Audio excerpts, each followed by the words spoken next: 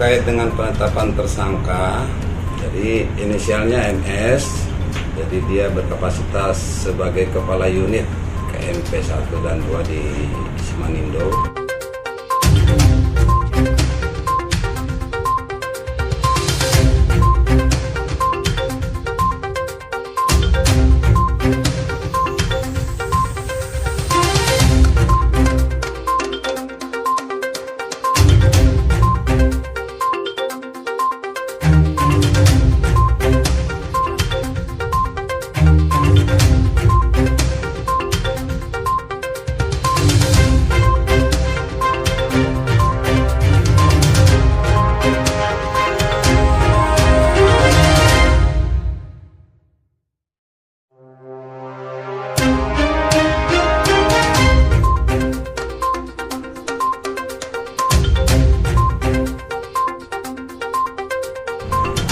Selamat siang Pak Kajari Samosir, Bapak Andi Adika Wira, Sarjana Hukum, Master Hukum.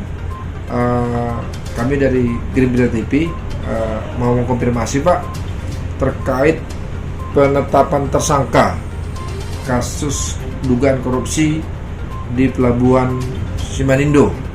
Boleh dijelaskan kronologis terkait kejadian ini Pak? Baik, izin ya saya lepas masker.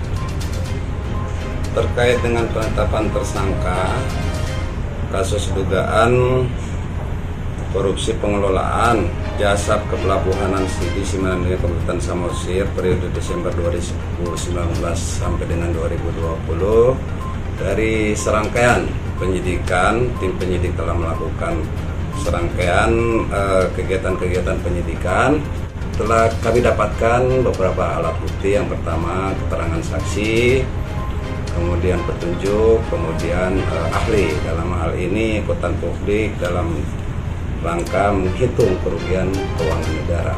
Sehingga hari kemarin saya telah menetapkan seorang tersangka yang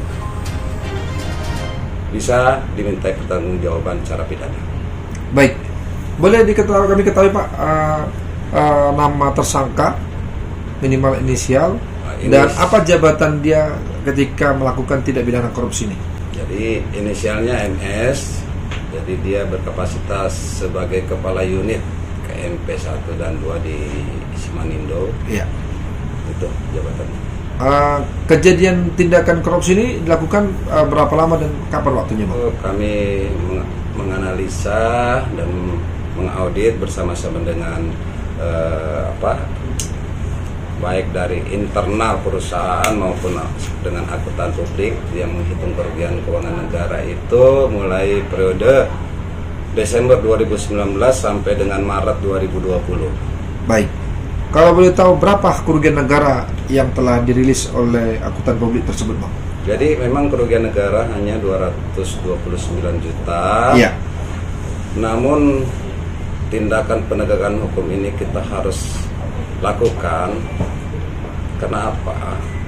Ini untuk menghindari kejadian-kejadian kembali atau pengulangan tindak pidana kembali, sehingga potensi penerimaan keuangan negara itu tidak menjadi berkurang.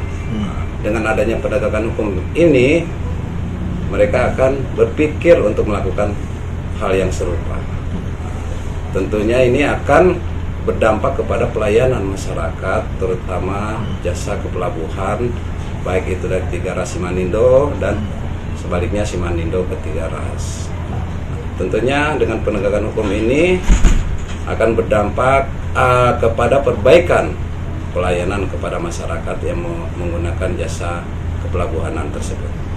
Baik, apakah ada indikasi keterlibatan pihak lain Pak selain daripada saudara MS tadi Pak?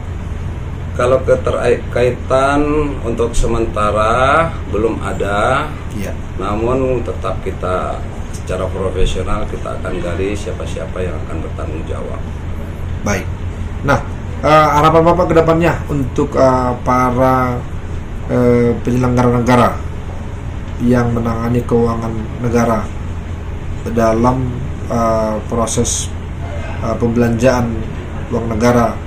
Tentunya kami di dalam hal sebagai aparat penegak hukum di sini menginginkan bahwa pelayanan ke masyarakat yang kami utamakan. Itu yang pertama. Yang kedua, tidak ada lagi penyelewengan yang mengakibatkan pendapatan negara menjadi berkurang. Seharusnya itu kita memacu bagaimana pendapatan daerah itu meningkat. Nah, dengan adanya penegakan hukum ini menjadi cambuklah bagi mereka sehingga tidak melakukan hal-hal yang serupa. Tentunya kembali kepada hierarki kemanfaatan maupun kami sebagai tugas jaksa sebagai aparat penegak hukum menginginkan masyarakat yang mengelola atau yang melakukan perbaikan terhadap pelayanan masyarakat secara optimal. Itu tentunya harapan saya. Baik. Di tahun 2022 Pak, apakah akan ada naik lagi kasus-kasus korupsi ketika penyidikan dan penetapan tersangka atau bagaimana Pak? Tidak menutup kemungkinan ada perkara-perkara lain yang kami akan lakukan, apakah itu nanti mulai ada labdu-labdu yang kita tindak lanjuti. Kalau memang indikasinya itu sangat kental dan ada, ya harus kita tindak. Baik. Ya tentunya kami dituntut melakukan penegakan hukum. Kita juga harus menyelamatkan keuangan negara hasil dari perbuatannya dia. Jadi tidak semata-mata kepada pemindanaan kepada orang atau kepada tersangka. Kita harus dituntut juga bagaimana menyelamatkan keuangan negara.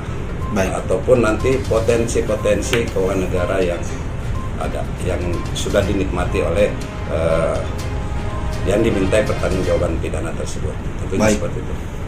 Saya berharap khususnya di pengelolaan jasa kepelabuhanan KMP 1 dan 2 PT PPSU di sini menginginkan bahwa dengan adanya kejadian ini agar memperhatikan lagi pengelolaan dengan baik secara akuntabel sehingga pelayanan kepada masyarakat juga bisa terakomodir dengan baik. Itu saja tentunya. Baik, terima kasih Pak.